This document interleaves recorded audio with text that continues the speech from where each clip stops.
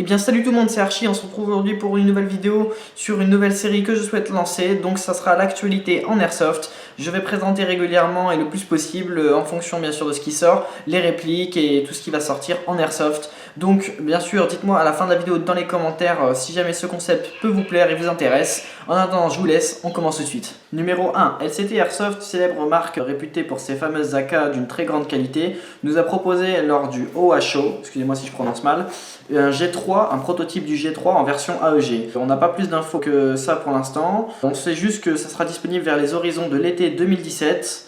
Faudra être patient, mais pour ceux qui sont fans des anti-snipes, ça va vous plaire.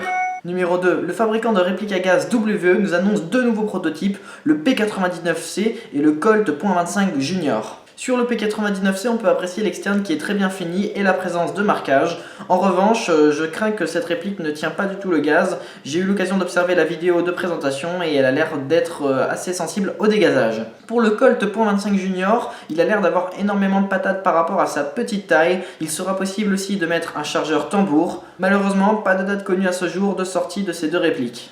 Numéro 3, le fabricant Tokyo Marui annonce pour 2017 le dernier de la série des Samurai Age, modèle reprenant des armes du célèbre jeu Resident Evil. La réplique se nomme le Albert W Model 01, faisant référence au nom du personnage.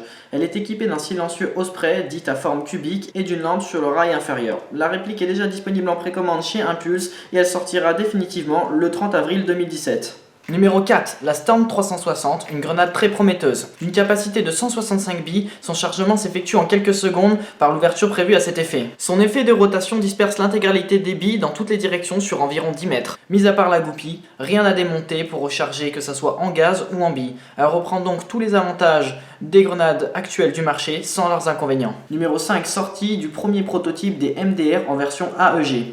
En effet, la marque Silverback, réputée pour ses snipers d'une très grande qualité, nous propose aujourd'hui deux nouvelles répliques qui sont en version prototype. Donc attention, il y aura une version C pour court et une version long, donc la version court 5,56 et la version longue 7,62. On n'a pas plus d'informations pour l'instant au niveau des dates de sortie, mais j'espère que ça va bientôt sortir parce que ça a l'air d'être vraiment une tuerie. Numéro 6, pour rester dans le terme des grenades, on a la grenade Avatar qui fait parler d'elle en ce moment et depuis pas mal de temps. Et là, elle a été présentée récemment du coup à l'IWA 2017 en ce moment. Et il s'agit de la dernière ligne droite pour eux avant du coup la production de la grenade. Il faut savoir qu'elle existe en trois versions. La version standard, la Skin Z, donc une grenade classique pour une utilisation en combat rapproché. La version Orb Skin Z, donc une forme ronde, donc on peut voir que la grenade est totalement ronde, ce qui va permettre de la faire rouler pour toucher les ennemis plus loin. Et la dernière version, la version la plus puissante de cette grenade, la version TacFun Skin Z, donc la plus puissante des trois comme je l'ai dit, qui a une efficacité redoutable aux alentours de 5 mètres. Voilà, j'espère que la vidéo vous aura plu. N'hésitez pas à vous abonner, à liker, à me faire vos retours dans l'espace commentaire concernant cette série. En attendant, je vous laisse, c'était Archie.